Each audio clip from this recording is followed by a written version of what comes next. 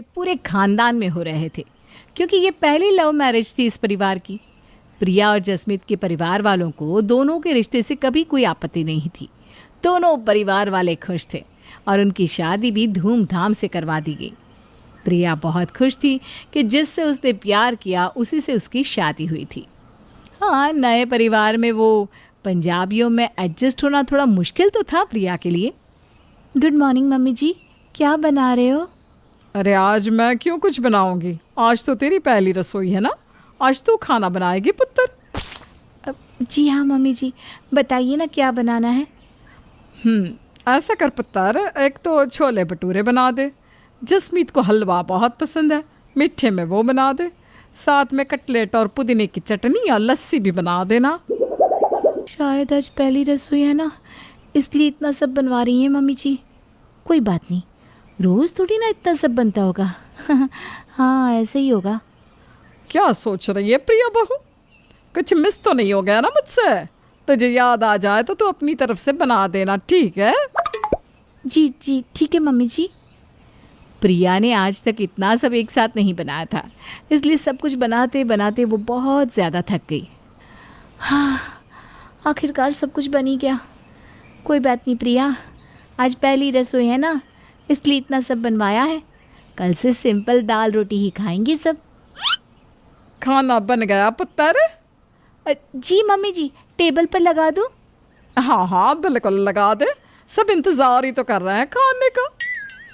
प्रिया dining table पर खाना लगा देती है और सब लोग आकर बैठ जाते हैं। ओ बड़ी भूख लगी है कमलजीत, जल्दी से खाना परोस भाई। हाँ हाँ, आज का खाना ना प्रिया बहू ने बनाया है। अरे क्या बात है, ये ले तेरा शगुन प्रिया बहू। थैंक यू पापा जी। और रात को क्या बना रही है खाने में फिर? क्या? रात को ना कुछ चटपटा बनाना, जैसे चाट कचौरी, मज़ा आ जाएगा। क्यों पापा जी? हाँ हाँ बिल्कुल मज़ा आ जाएगा, चाट बड़े दिनों से नहीं खाई। मेरे लिए तो आप चाइनीज़ बना देना, मुझे बहुत पसंद है। हाँ हाँ पुत्र, सब बन जाएगा। इतना तो रोज़ ही बनता है हमारे घर में। और प्रिया बहू बहुत ही होशियार है, उसे तो सब कुछ बनाना आता है।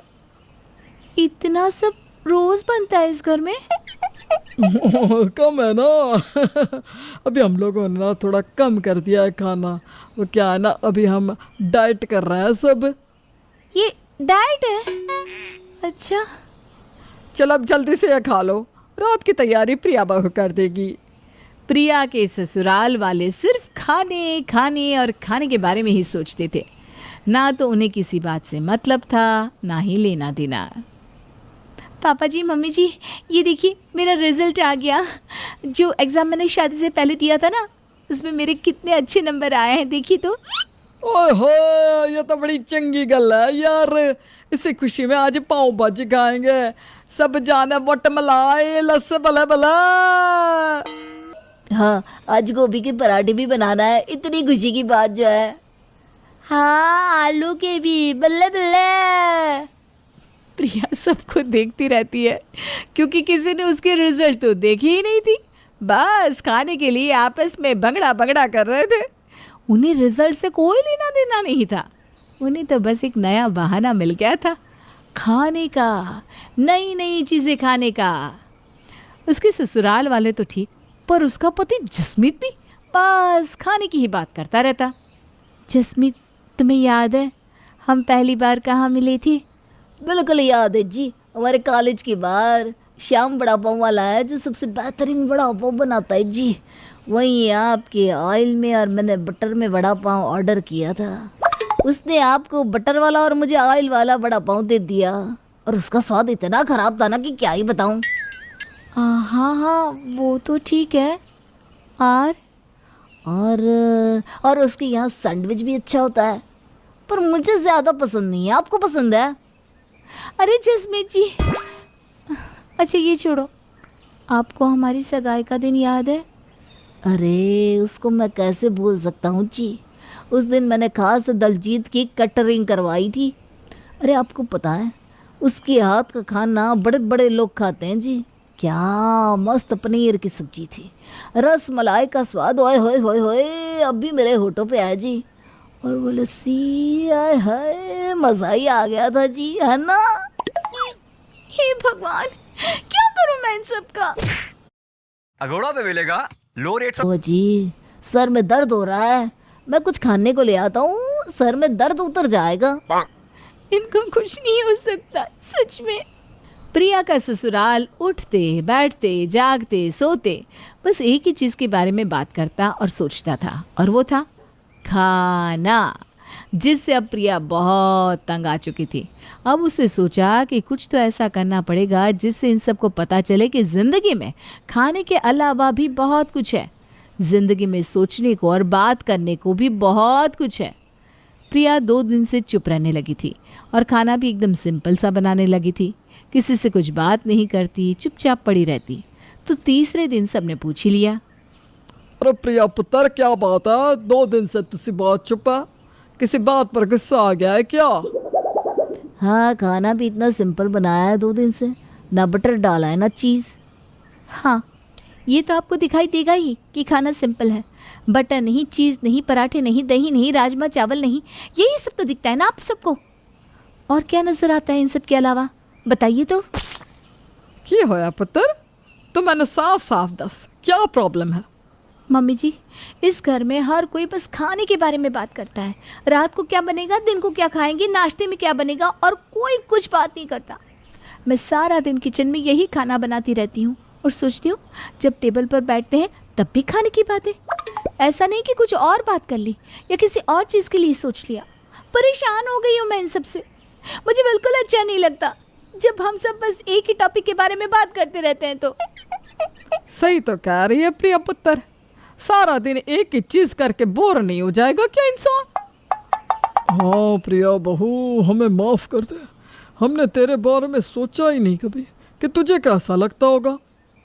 और मुझे भी माफ़ कर दीजिए, हम सब आगे से ध्यान रखेंगे जी कि आपको भी इन सब से ब्रेक मिले। इसलिए आज हम ना बाहर खाना खाने चलते हैं। हाँ बताओ बताओ, सब क्या खाओगे? पापा जी, ऑनलाइन मेन्यू देख लेते हैं ना। हे भगवान, इन सब का कुछ नहीं हो सकता। ये मेरे ससुराल वाले भूखड़ के भूखड़ ही रहेंगे। इन्हें खाने के अलावा ना तो कुछ सूझता है और ना कुछ सूझेगा। पेट्रोल की बढ़ती कीमतों से घर चलाना एक गृहिणी के लिए कितना मुश्किल है ये कोई कैसे समझे, लेकिन आम गृहिणी की ताकत को कोई कम ना आके। क्या है, कितनी बार कहा है, सरकार साइकिल चलाने के लिए सड़क से अलग ट्रैक बनाई है, ये नहीं कि साइकिल से ऑफिस आया जाया करे। अरे अधिकारी हूँ मैं, वो भी सरकारी, सरकार पैसा देती है पेट्रोल का। देती होगी, जरूर देती होगी, लेकिन दूसरी तरफ जो चाय की पत्ती से लेकर सरसों का तेल महंगा कर दिया है ना, उसका पैसा कौन देगा? तुम तो गिनकर पैसे पकड़ा देती हो, बाकी घर कैसे चले इसकी कोई फिक्र तो है नहीं। पति क्या कहता, बीवी की डांट सुनकर शांत हो जाता है। फिर अगले दिन, ये क्या, आज फिर कार की चाबी? अरे वो साइकिल है ना, वो लेकर जाओ। अरे कैसी बात कर रही हो, मैं नहीं जाऊंगा साइकिल से, चाहे जो भी हो जाए। पति कार निकाल कर ऑफिस चला जाता है। वहीं पत्नी किलसती रह जाती है कि करे तो क्या करे। फिर पड़ोसन आ जाती है। क्या बात है रमा, परेशान सी लग रही हो? अरे यार क्या बताऊं, महंगाई दिन पर दिन बढ़ती जा रही है और कमाई वही है। अब पेट्रोल के दाम ही देख रही हो ना। क्या कर सकते हैं, मेरे पति को तो मैंने बस से भेजना शुरू कर दिया है। शो के लिए कार बस अब हम दरवाजे पर खड़ी कर देते हैं कि किसी को ये ना लगे कि हमारे पास कार नहीं है।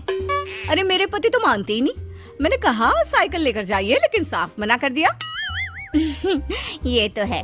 अच्छा जरा एक कटोरी सरसों का तेल दे देना, वो क्या है ना, राशन खत्म हो गया है, कल वापस कर दूंगी। रमा पड़ोसन को सरसों का तेल देकर बैठी ही होती है कि फिर बेल बजती है। रमा दरवाजा खोलती है तो एक और पड़ोसन खड़ी होती है। अरे मैंने ना वो सीमा को तुम्हारे घर कटोरी लेकर आते देखा, क्या मांगने आई थी?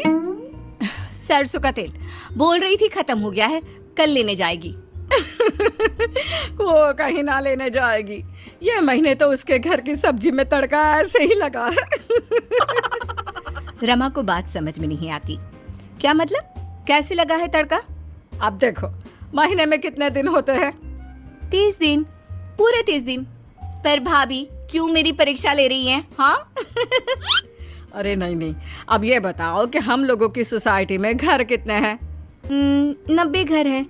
मतलब एक घर से एक बार तेल मांगे तो उस घर का अगला नंबर 3 महीने बाद आएगा। मतलब 3 महीने तेल का खर्चा बच गया। क्यों? वाह यार, बड़ा दिमाग लगा गई ये तो। लेकिन मैं तो किसी से कुछ नहीं मांग सकती। मैंने देना सीखा है, लेना नहीं। रमा की अकड़ देखकर पड़ोसन को भी जलन हो जाती है। वो वहां से चली जाती है। वाह, क्या दिमाग लगाया है। 3 महीने तक घर में तेल की खपत ही नहीं। मतलब 300 रुपए तेल 3 महीने तक बचा लिया। वाह जी वाह। अगर मैं किसी तरह रोज 1 लीटर पेट्रोल भी बचा लूं तो मानो 3000 रुपये महीना बचेगा पेट्रोल। वाह जी वाह।